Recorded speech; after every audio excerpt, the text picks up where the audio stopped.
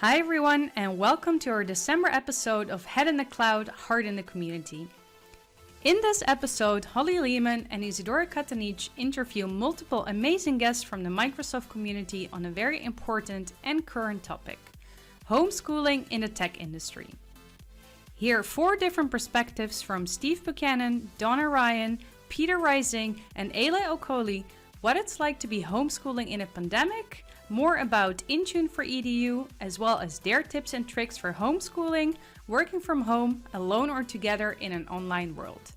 Let's head over to our first special guest.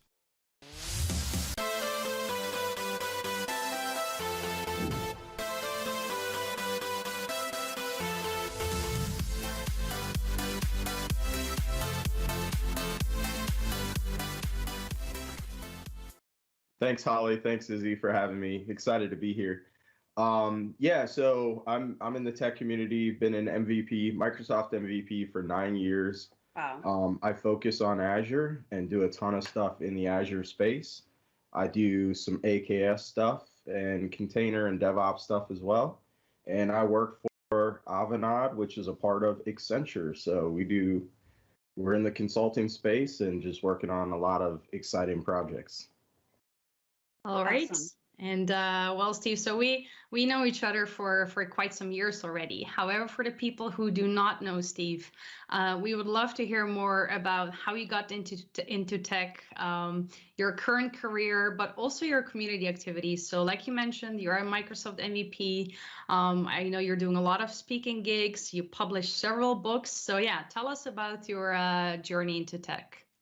Yeah, so currently, so I got into tech like last year of high school, kind of stumbled into it, but it's been an exciting ride. And currently I'm a director within Avanade and just doing Azure projects, anything from like SAP on Azure to like projects with AKS and containers. It's very exciting. So, and from a community perspective, I've been an author for a while. So I've authored like 6 books. Latest Amazing. 2 books Yeah. were on Azure Stack Hub and then AKS. Okay. So, and yeah, I've been a speaker. I've been over to Europe, to Prague, to speak at your conferences. Those were awesome. Looking forward to getting back to that someday. Mhm. Oh yeah. And more recently, I've been an author at Pluralsight. So I've been putting out some courses, and I have some more coming. Stuff around SAP on Azure and stuff around like more AKS stuff, Kubernetes, and a bunch of stuff coming there. So pretty exciting there. And I'm pretty active on at Bukatech on Twitter. And so, yeah. You know, I have to say, I read the book that you did with Sam and Peter. And what I really liked about that book, unlike a lot of tech books, is you could see everybody's personality in the book. I could tell when it was your chapter, I was messaging Sam and I was like, this is your chapter, isn't it? But I like that. I like that you were able to share your personality. So just some outside feedback. I really enjoyed that book and the way your personalities came out in that. But when we think about books and the reason that we're meeting today, as a parent of 2, a 7 and a 9-year-old, I won't project my experience yet, but tell me about how your experience is going. How old are your kids? How many do you have? And for those full-time working parents out there, in tech or not, for anybody that might be listening, let's just get real and level set. How's it going? Yeah, it's been a really tough year, right? So I have 4 kids. I have all boys. And I didn't realize you had 4. Oh my goodness. Get ready for this. So I have a 21-year-old, soon to be 22. I have a 17-year-old. I have a 13-year-old and a 4-year-old. So there's a wide spread there. Yeah. And as you can imagine, your wife with all these boys in the house. yeah, she's the only one, right? We tried to get a cat once, like, and we were gonna get. Actually, we've had a female cat, but she didn't work out, so so she's still outnumbered. But maybe we'll get some more pets in the future. But so as you can imagine, with schooling and all the kids being home doing school from home, it's been really tough, especially being that they're different ages. So they're like, I have a high schooler, a middle schooler, and then I have a son who's hasn't started school yet. And it's been tough. It's different experiences for each of them. And we started out the year hybrid learning. So they would go to school in person like a couple of days a week, and then they'd do the rest of the days from home. But since COVID cases have gone up, the schools have gone to 100% distance learning. And so we're back in the, it's been really tough. Like the hybrid learning was good because the kids would get a break. We'd get a break. They'd be in person. And I feel like my kids would have like just better energy on those days when they would come home. It was almost like a refresh for them because they had that social aspect and going back to school. And now since they've been 100% from home, it's, we've started to have some of the issues before, like, video games are a distraction. Just this morning before this call, I had to remind my 13-year-old, like, okay, you have a Zoom call every hour for your class. You got to be you got to make sure you're going to those. If you don't go, you get marked absent.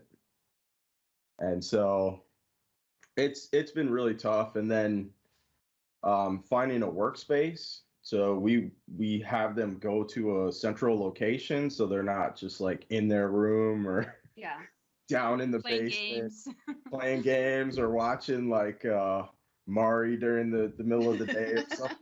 Like we do similar with ours, because otherwise you have a lot of their learning, like their PE is on YouTube, and it's one rabbit hole click away from no more school for the day. And so for us, for safety for our kids, we make sure that we have one in the living room or the kitchen, or one's in the office with me, because otherwise, oh, whoops, I didn't know I wasn't supposed to be on that. Yeah, you did. You're supposed to be in math right now. So right. I mean, you're giving me hope, because we've been 100% remote learning, and we're going to be moving to hybrid soon. So you're actually giving a positive aspect, because I was looking at it from a different perspective, that break in the day would be tough. But for the parents out there that haven't experienced the hybrid, you're actually giving me almost a hopeful horizon that break will be a positive for them. The hybrid is a lifesaver, literally. Okay. And like, I asked my kids before the start of the school year, do they want to be doing school from home, or would they rather be in person? And they're like, we totally want to go back. Yeah. We don't care if we have to wear masks and follow all these new rules and stuff like that to be safe.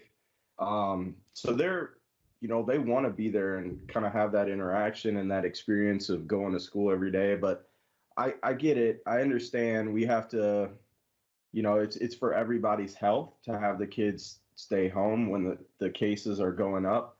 But it's really tough. Speaking of YouTube, we had to block that. Yeah. So we can't, because so on our personal laptops and devices, they know that the rule is they can't be on it. But a lot of their school devices, which are managed on the back end, we can't add devices. We can't change any of the settings. And it's kind of sad to me, but like a lot of their learning, it's like, here, take a break, go to a Go Noodle. And those Go Noodles or those activities are actually on YouTube. And that's why I'm so adamant that they have to be in a space that I can check their device at any time. So I see where you're coming from, but it's also this balance of what's possible. Yeah, no, that's been the challenge too, is like some of my kids' activities are actually on YouTube, and I had to have a talk with the school. And I think the school is they're getting annoyed with me at this point, because I'm emailing them all the time and talking to them all the time, like, hey, I'm having this issue now, like, can the help desk like block this or give me access to this app or let me do this? And like on my network, my kids are on their own wireless network, and they're on their own VLAN. Okay. So like me and my wife, we're on our own totally separate network in VLAN. And the kids' network is on a schedule, so the internet just shuts off at a certain time. It doesn't open up until like 7:30 in the morning. Like, It's You made me think of something interesting because I'm finding that because of my role, I'm giving the school more feedback when I think that they're ready. And I know yes. more about how the device is managed on the back end and Yeah. the things that they're frustrated. So I didn't think about this until right now, but because of the work that we all do, I would imagine from the teacher's perspective, we're probably making them pull their hair out because Those tech in some ways, parents. yes, yes. And I never thought about that until right now. But yeah, it's a different perspective to how we are either helping better their process or causing more chaos. But I think in the end, we're helping them understand how to be more secure with the devices. Definitely. And it's funny you say that because last year, well, at the end of the last year school year, you know, the schools had to just send all the kids home, right? Yeah. Finish Yeah. out the year. And we had a lot of struggles, and I suggested an app called Screen Time to the school. I was like, well, if you can't lock things down on this iPad, like let me do it. Like give me the administrative privileges and I'll start managing that device myself. And I actually suggested an app to them called Screen Time, and then all of a sudden, like all the iPads in the entire school had Screen Time on it. That's awesome. And like the school brought it into a process and stuff like that. So yeah, it's interesting. We can be helpful being in the field that we're in and the stuff that we have to do in our day-to-day jobs. Yeah. Absolutely, Steve. So that's actually very interesting and I think very valuable advice. So basically, tech expertise, you probably know more than like the non-tech parents, right? Like how you can help the school, how you can help the students, how it can better for you. So listening to actually what you've implemented with your own children, like for example, like disabling the internet at certain times, which I think is brilliant. That's very smart. Yeah. So learning from your experiences from the past months, you already shared a couple of very valuable tips, but is there anything that you would really like to share with the community who's watching or listening and experiences the same with their children? Yeah, so the tools that I've used so far, and I'm still learning, right, as we go along, but like I've actually used Microsoft Family Safety. So I have a spare laptop that my 13-year-old was using for a while, and I have that on there, and you can do scheduling, you can lock down certain apps, and like when they try to access new apps on the machine, it asks for parent control. So you have, as a parent, you can go over there and like allow it or deny it, stuff like that. And it also works on iPads and Android. So if you have other devices as well. I haven't used it on the iPads because the school has like their apps and stuff that they use on it. But so I've used that for my network. I'm using Unify. And it doesn't have the best parental controls. Actually, that's something that I think that company needs to really improve on because a lot of people do use it, their equipment at home. But I use like the wireless schedule, and like if one of my sons isn't doing their schoolwork or whatever, or there's something going on, can block a device.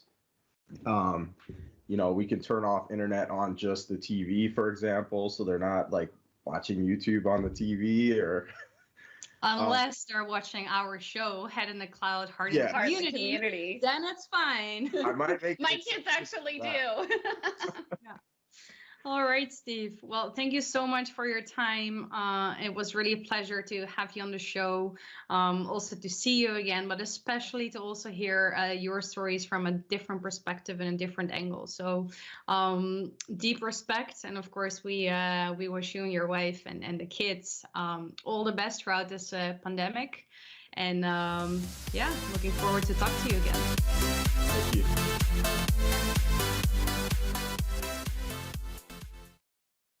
So I'm Donna Ryan. I'm a principal consulting engineer at CDW in our enterprise mobility practice. I'm also a Microsoft Mobility MVP, which was awarded this year. Also a wife and a mom and an owner of several pets. Passionate about tech. I've been a computer nerd all my life. My first operating system I started on was DOS 3.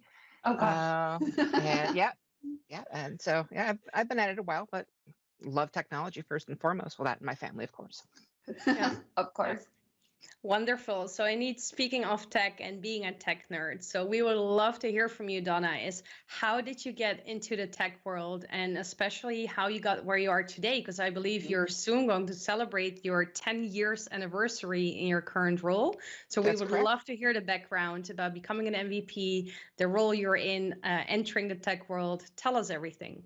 Okay. Well, I went about a really roundabout way. So I have a degree in culinary arts and started in the restaurant business, although I did a 1 year of university in computer science and didn't really spend much time in the classroom. So that was kind of my fault. But went through a culinary world, was a chef, left the restaurant industry to go into commercial meat processing.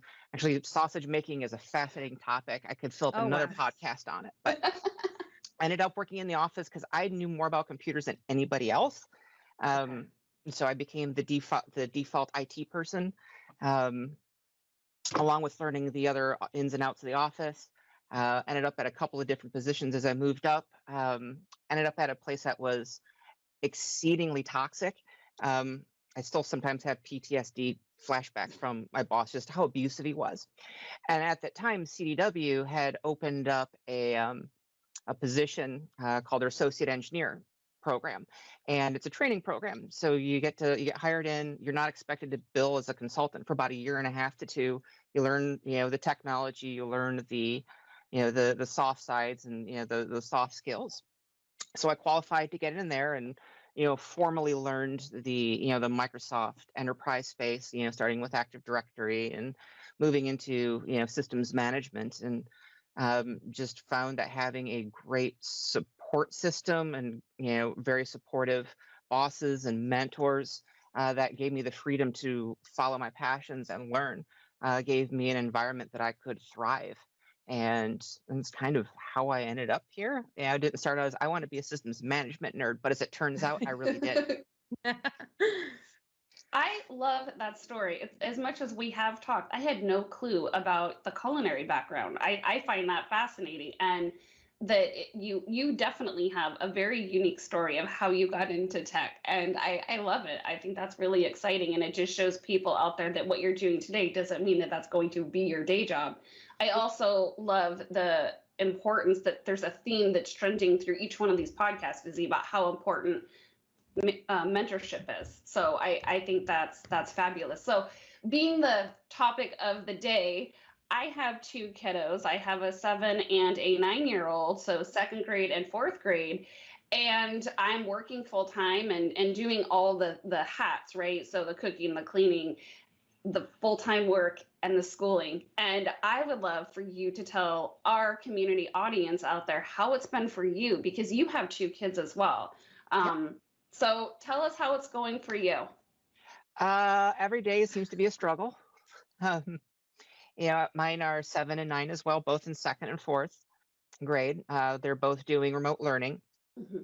And my wife ended up having to take a partial leave of absence. She went part-time at work, and she was, full manager, and something had to give. And really it came down to dollars and cents, who made the most. Mm-hmm. And so, she's, we're both in the mornings dedicated to the kids. Okay. So I stay with the 2nd grader. She takes the 4th grader. And then around noon, I'll break and then go into work. And the real challenge is, when, like my wife then goes to work. So then the kids are, unoccupied while I'm on calls. Thankfully, we have good kids and we can trust them to not get into too much trouble. So that hasn't been an issue. But it's really been that pushing of the schedule over, where I normally work from like 8 to noon. That 4 hours now has to get fit into the afternoon. Well, then that afternoon time bleeds over. So we start working at noon, you work till 5, you do the dinner, the family routine, you get them in bed. And my wife and I may, talk for 15, 20 minutes, and then our laptops come out, and then we're working till midnight. And that's just how it works. We used to have like a date night on Wednesday where my mother-in-law would take the kids. And what we do is we would just get takeout and we'd start working like at 6. And it was so romantic to be, working in separate laptops and separate projects. And so, it hasn't been easy. there's been a lot of, struggle and tears and frustration, both on, the professional side where neither one of us feels that we're really at the performance and level where we should be in that dedication. Um, from myself with my MVP contributions, I haven't put out a blog post since August. I've been doing, been on the speaker route, and actually COVID's been kind of beneficial for the user group speakers, as now everyone's open to virtual. So I've got to speak in, all over the world, which has been awesome. But I don't think my contributions are where they are. That kind of puts me in a concern of where I am with my MVP status professionally, and it all just snowballs. So it just is what it is. We're trying to do the best and satisfy, check as many boxes and keep as many balls in the air. And that's all you can really do is just grin and bear it and move along. I mean, sometimes just adulting sucks. Right. What would you say if, because the idea and the premise here was to kind of connect everybody. Like, we really are, as much as I hate this new phrase, in this together, and let people know, like, we all have a bunch of balls that we're juggling and we're trying to make it all work. And what would you say is one positive that you've gotten out of the remote learning and work from home scenario? The most positive has been spending time with my second grader and actually seeing how the second grade classroom functions, providing feedback. Our teacher, we come to find out through conferences, when he was voluntold to do remote learning, thought, well, this is just going to fail. This is just going to be awful. But he actually took feedback, and having good teachers has been, a benefit to that. But the nice thing has been sitting there with my daughter. And they'll do a song break every day. So every day we're doing like the hokey pokey or the Macarena. And honestly, doing the hokey pokey is a great way to start a conference call. It really it's fun. So I mean that's been really nice, is spending time. Mostly my normal days when we were pre-COVID, wife went to work, kids went to school, I had a quiet house, which I loved.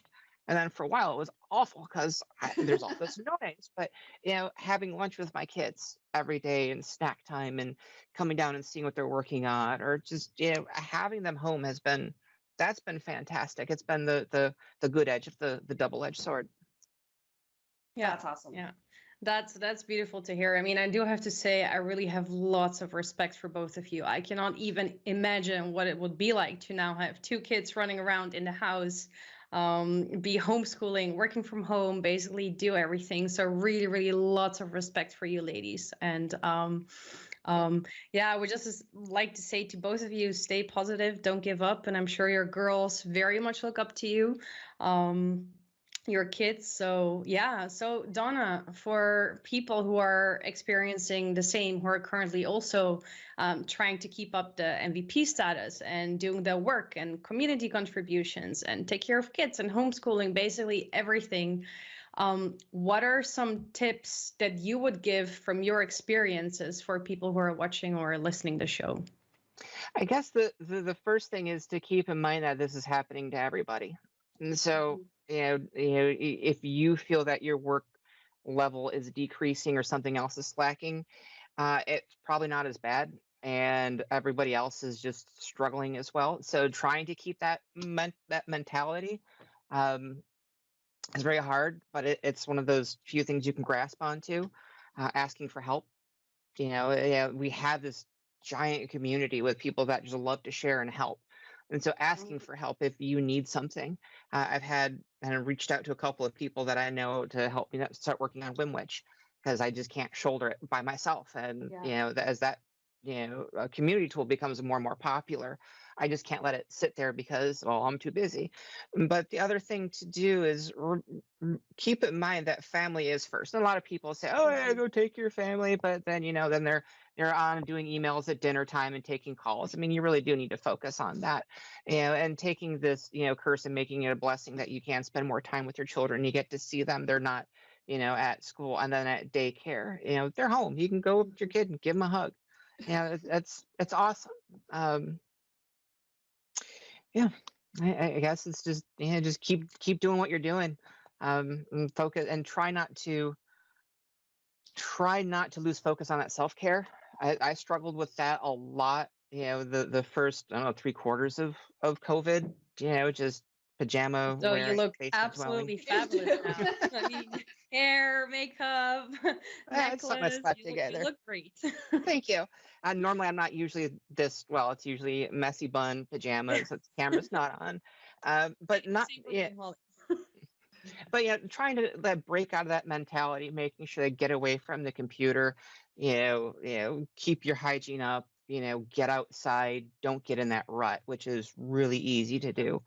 And Well, my personal favorite that I'm going to take away is go make time to go hug your kids. I think that's one of the kindest, most beautiful pieces of tips and tricks that we could ever do with our children while we have them here. I think That's that's true. beautiful. thank you.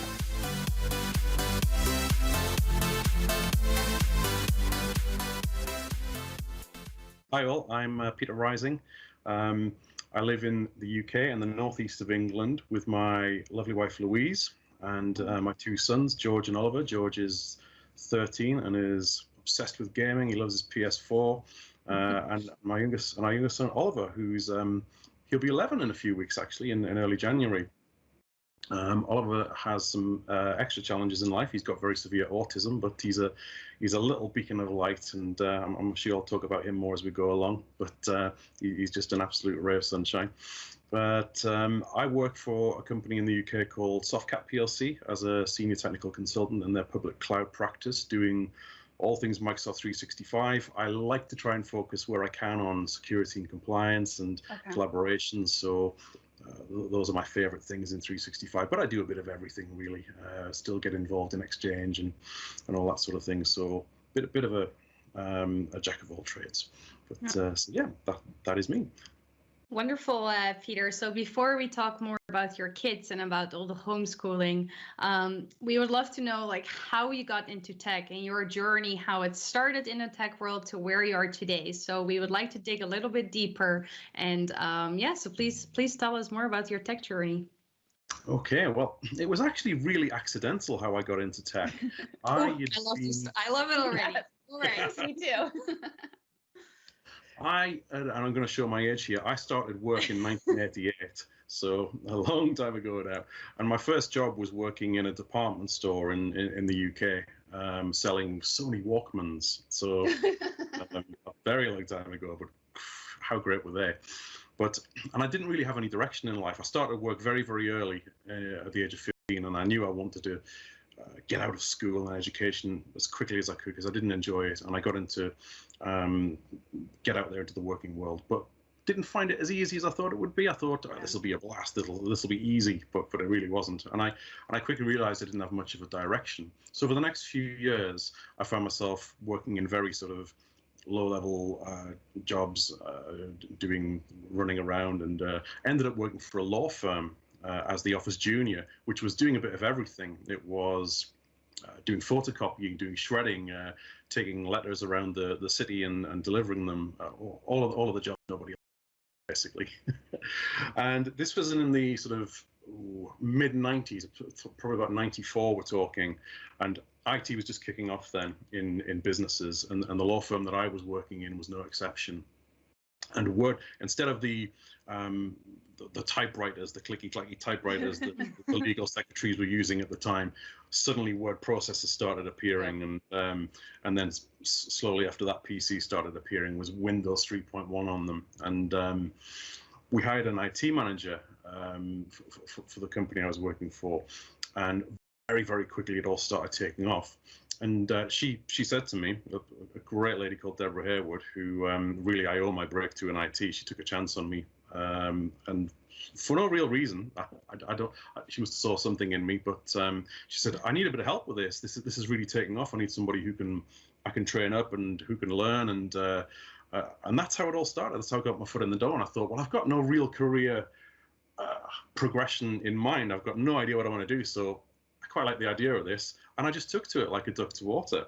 Really, really enjoyed what I got straight into it. Loved messing around with PCs and printers and all that stuff from day one, and helping people from day one. I really got the taste for it.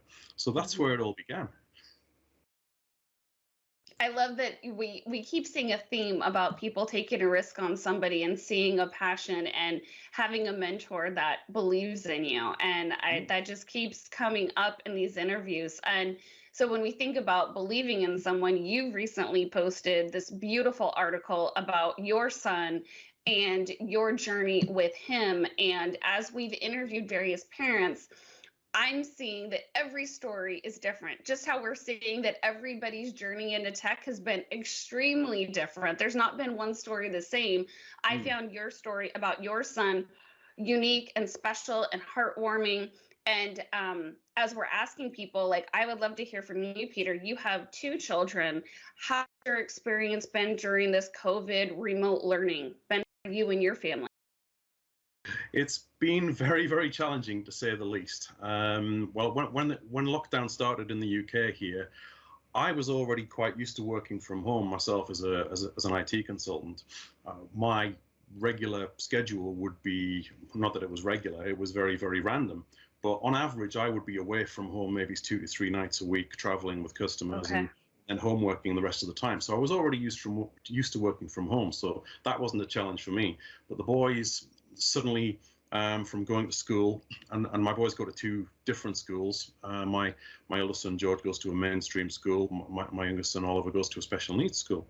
And I drive my oldest to school each day in the car. We go on the school run together, and Oliver gets picked up by a school bus to go to his school. So very different school lives for them both in the first place.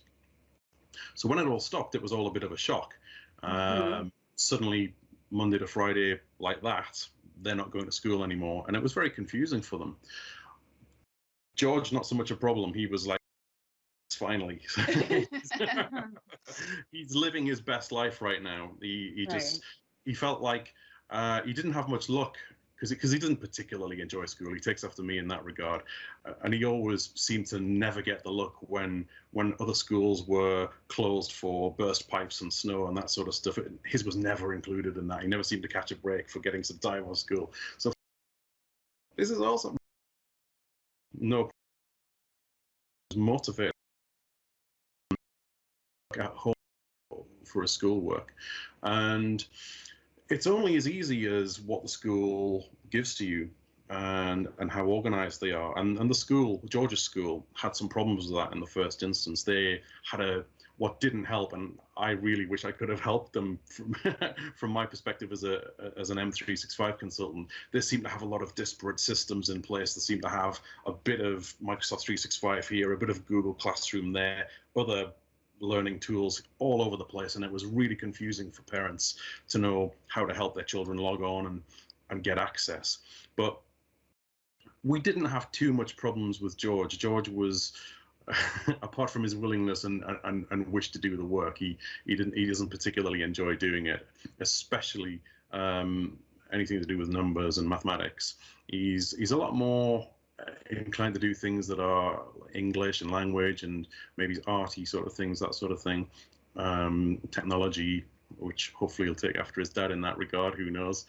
But he was very reluctant on the whole to do the work. It was a real struggle. And one of the challenges that we had with that is our home is quite small.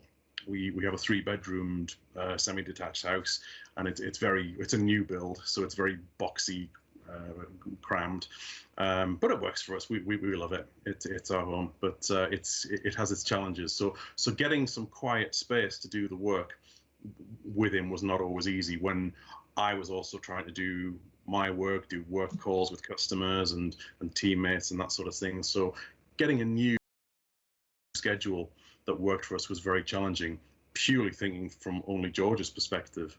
But we made it work. It was good. Oliver, on the other hand, he's a whole different kettle of fish. He's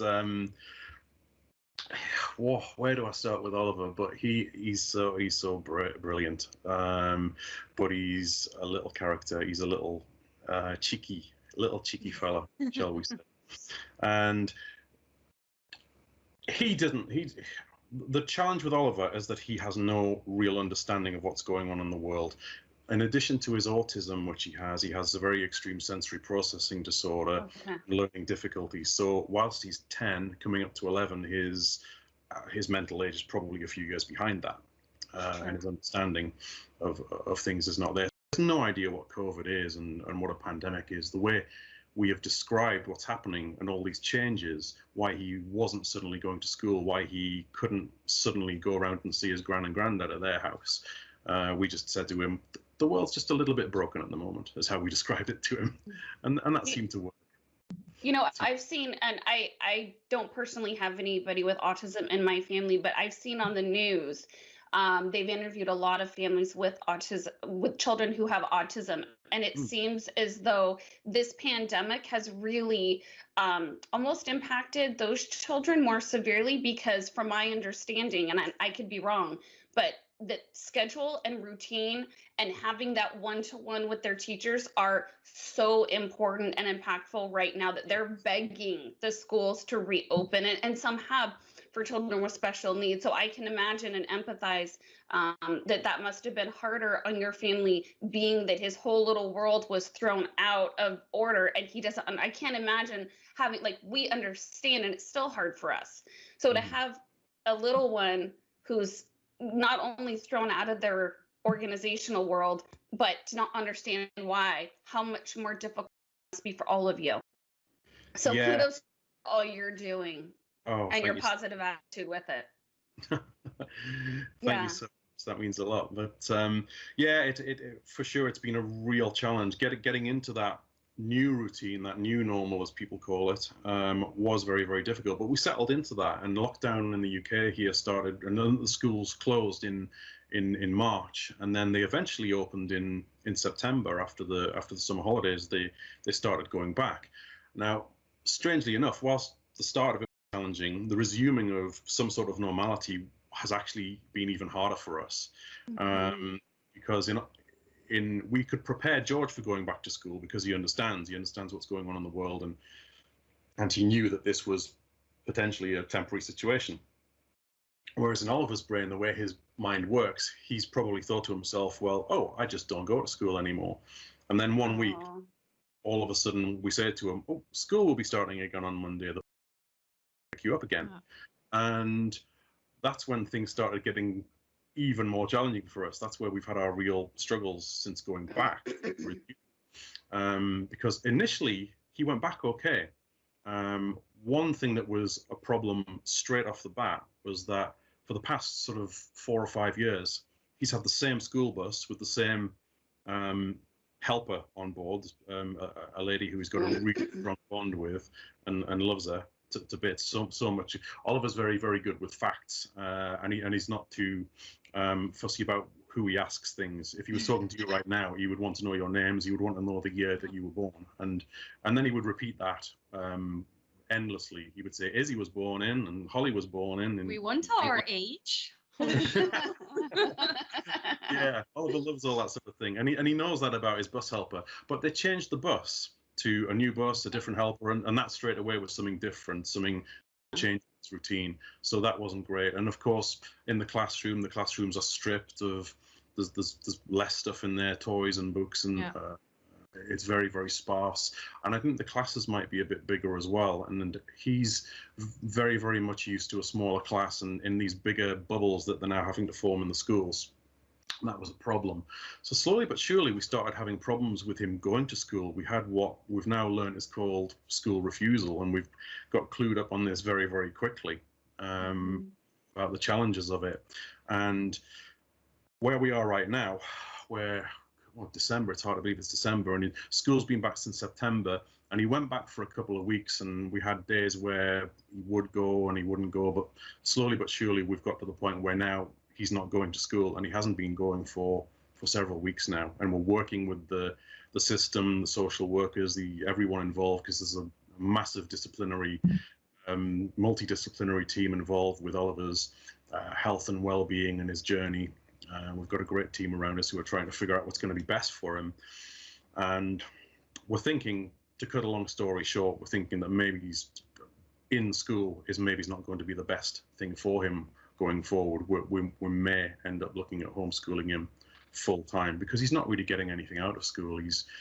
The way he is. So yeah, that's been the hardest thing really, going back. has been the biggest challenge. Wow. Yeah, Peter, I mean, I can imagine, especially like you said, like the adapting to like new ways.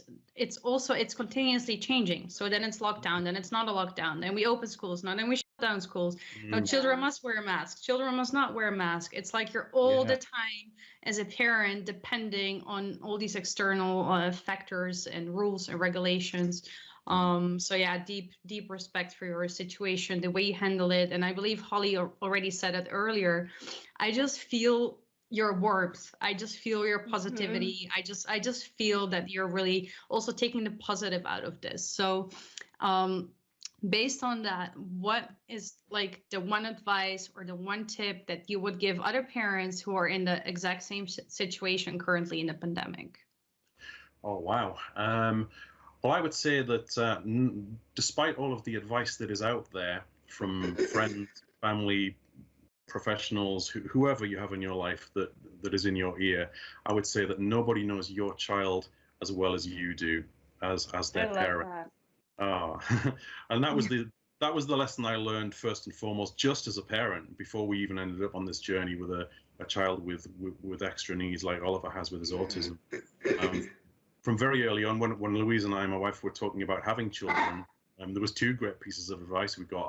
I was to a friend about, well, we're thinking of starting our family, having some children, but I don't think we can afford it right now. I don't think we're in a great financial position to do that. And a really good friend of mine at the time said, and he had 3 kids at the time, said, if you wait until you can afford it, you'll never do it. And that was the best bit of advice I ever got. But then when George was born, our first son was born, we went to some of these parenting classes, and as you do, get prepared for that change in your life. Somebody said, and this stuck with me, just you will find your own way. You will get to know what works for you. People will tell you this is how you should do things, and that they'll be well-meaning. There's no malice in that, hopefully, but you will find what works for you, and that is so true. Nobody knows your children like you do, and can empathize with them, and because you're with them every day, and loving them, caring for them, and now especially even more, right? You get to spend even more. That's something that I also heard from many people is, of course, the more quality time they have with their family and they have with their kids. So yeah, Peter, very inspiring. Thank you so much for being on our show, for sharing your story. I would love to hear more from you, so we will definitely keep following you, and yeah, definitely hope to talk to you again.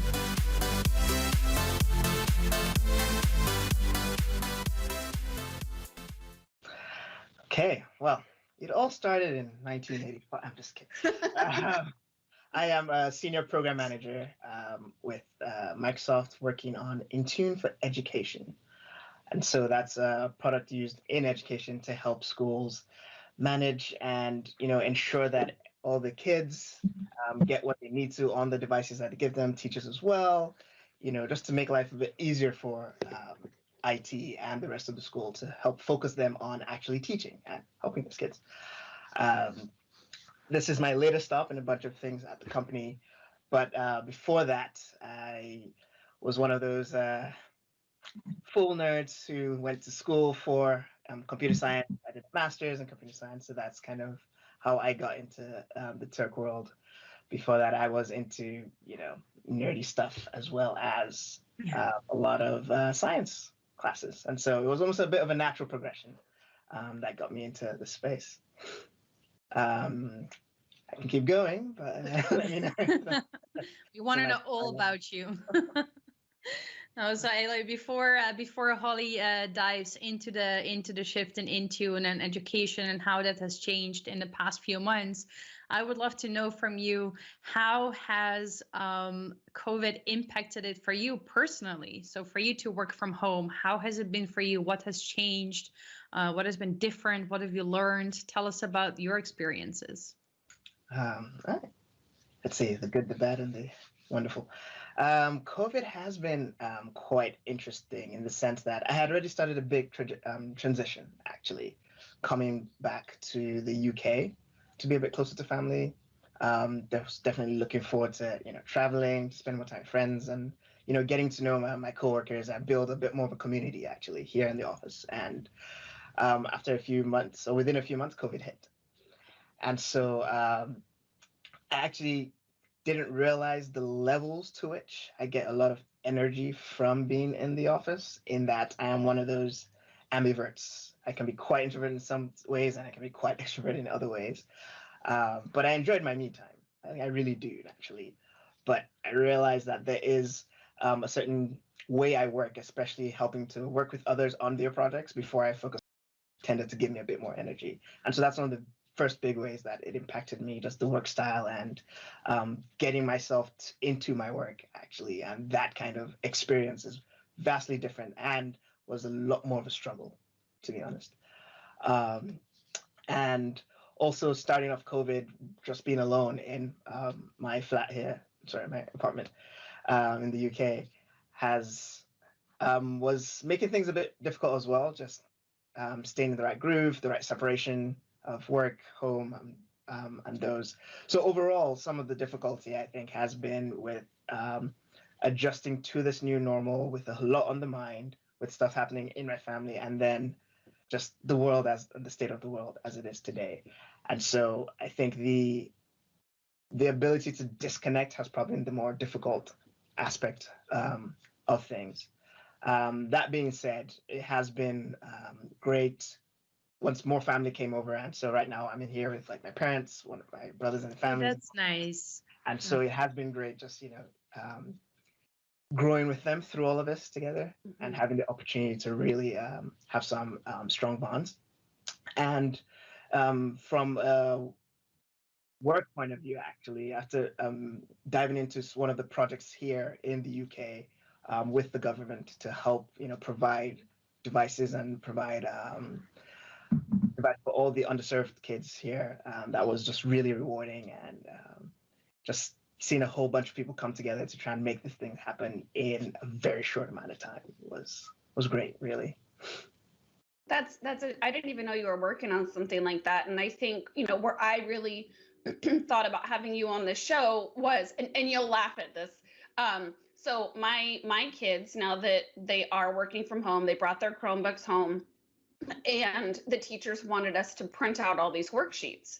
And they didn't understand why I was so frustrated with the fact that I couldn't connect my printer at home to their device. And I realized quickly they had no idea. Now, I don't know if they're being managed by Intune or if they're configuration manager, or if it's some, outside source that does what we do. But I had to explain to them. I got a little nerdy on them. And I said, here's the thing. You have a lot of parents that are frustrated because now we have to log in on our personal devices to print these worksheets, because you're probably managed on the back end by some sort of service like Intune for EDU, and they had no clue. And so it gave them a different perspective from the parents at home. Thankfully, I'm a bit techie now, and I could explain to them this frustration and give them that feedback as to how they needed to change their process. And so it made me think of you and how I wanted to have you on the show to talk about, like, what is Intune for EDU? How is it protecting their kids? What does it do? And have you seen changes on your end from the technology, or how you're doing things in your day-to-day because of all these kids that are now working from home or schooling from home? Sorry. So yeah, that's a lot of aspects of this, to your point. Yeah. In terms of let me tackle some of these things. Intune for Education, as I mentioned before, that's what I work on, and really Intune is part of the endpoint manager platform, where we help organizations manage their endpoints. So these devices, a laptop, phones, all of those kinds of things. And the way it's impacted my day-to-day now is primarily from focusing on helping schools enable learning through that aspect, while trying to be very careful about what kids get up to on those devices. It was interesting when the Department for Education came to us here, where they're like, okay, we have gotten funding to get a whole bunch of Windows and other types of platforms devices out to as many local authorities, so kind of local governments who actually own the education for either disabled or low income type students. And we want to get these things out to them as protected as quickly as possible, while making sure that they can't go ahead and use these things to access all kinds of bad websites, things that these kids should not be doing. But they're going to be at home; they're not going to be in school, and so we even need to make sure there's even more kind of those kinds of protections. And that's one of those kinds of scenarios that you can do with Intune, where instead of having to sit down and reinstall a whole bunch of things yourself, you can have all the devices that as soon as they're opened up, connect to a service with Intune, and Intune will push all the right applications, pull off the wrong things, ensure like the right proxies. It's just a fancy word to say a gate that ensures like certain connections to the internet don't go through. You can deploy a lot of these things remotely, and that was another big thing we're telling the organization there, where instead of using your classical model that just tries to create all of this in the factory level and ship that out, what if anything happens ongoing? A month in, 2 months in, you realize, oh, actually, they found this way around, and you need to deploy a patch real quickly. Again, remotely, you can use Intune because all of these are cloud connected.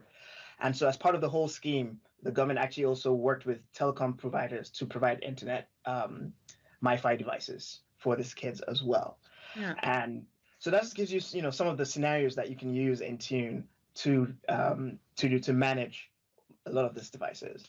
But that's probably the bigger impact that it has had on my daily life in terms of the learning of kids and schools now. I do have family that have kids, to be fair, even though they're on the younger side. So that's the other aspect of seeing, what are they dealing with? How are they getting into manage some of them? But I think that's where I found it interesting, because I was always on the other side of Intune, but to see how it's protecting my kids on this side, it was interesting because I never seen it on the flip side of it. And these kids are smart. Like I'm blown away by what my kids can do on my phone, how they've gotten into laptops, how they've gotten into devices. I mean, they're doing their own little videos imitating Izzy and I'm blown away by what they can do. But I'm also really thankful Their now. show is better than ours, Holly. It's so cute. It's so cute. But I'm actually now thankful as a parent that we have things like Intune for EDU, because a lot of their schooling is through YouTube. I mean, my poor kids are doing PE from a YouTube video now. Yeah, we'll talk later. Wow. But no, and so I am grateful because now I know that they are protected on the back end because of technology, right? So what you're doing is a huge service for kids and parents. Exactly. And it's just great to see at least some of that being rolled out. I think some of the difficulties do come, which, I mean, I totally understand. The first thing is really about trying to get these devices to kids and equip teachers for remote, but even better, parents. But we are having an uphill battle with some organizations, some schools that are just so used to the old way of things, or are just they're not handling this new world, which is very difficult for all of us, to be fair. So I'm not trying to point fingers at anyone, but they're just finding it more difficult. And so instead of investing a little bit in these things early on, just so the ongoing management through the years and through the months can be easier, they're like, oh no, we'll get to that later. It's like, actually, because we sent it all out, now it's more difficult for you.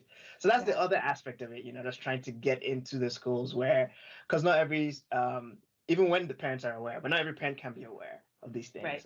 So helping schools just to, again, help manage the rest of this COVID period while making it easier for your parents as well. That's great to know, especially for the people who are watching or listening our show. Many of them are in the tech world, right? So that's, I think a great topic and explanation you gave us.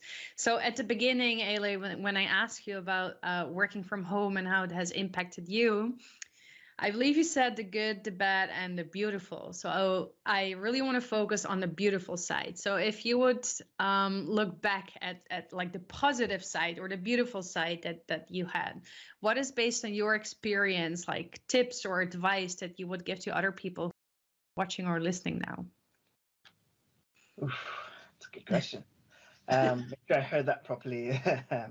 Tips or advice to embrace or to focus a bit more on the beautiful side. Yes, from working from home, and like you said, you're alone in your apartment and so on. what is that like that kept you positive and happy, and that you would like to like pass along to anybody else who might experience exactly the same? I mean, we know a few people, right, who also went through this alone at home. Yeah, it's not easy. I mean, I would love to know a great tip you would give. Okay. In addition to get people into your bubble, because that's kind of what happened to me the second half. Actually finding other people who were alone and, pair with them to just build that relationship is really what helped me initially, in that I started working out. I was actually a lot more disciplined, to be honest, when I was here alone, when it came to eating and working out, exercise and all that. But there was one other person who was living alone that I knew, and we would talk to each other a lot about that. And we kind of got on that bandwagon together. And so there's just something about shared positive experience, however small, that gives you enough strength to take on the next day, if you will. And so that's the nuance. And it's always a balance, because you don't want necessarily to get to a point and it's almost, oh, I'm dreading talking to this person because I didn't do what we said we were going to do. Yeah, it's all about, keeping it light. I tend to err on the side of trying things necessarily as much as trying to be consistent with something. So, you can always, switch back to something. So maybe it is learning to cook or something, or I got even more serious about, mixing drinks this time. So I buy stuff. You got us there. Exactly. It happens. And it was good. We got on a call where they had mixed theirs, I'd mixed that, and it's like, oh, it was great. No, not so much. I'm not gonna make this again, But it could have been cooking, it could be anything. But I think that's the tip I'll leave out there.